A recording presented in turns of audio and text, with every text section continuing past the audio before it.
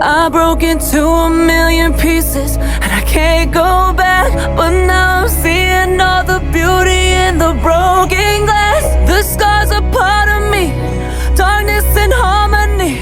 My voice without the lies, this is what it sounds like. Why did I cover up the colors stuck inside my head? I should've let the jagged edges meet the light.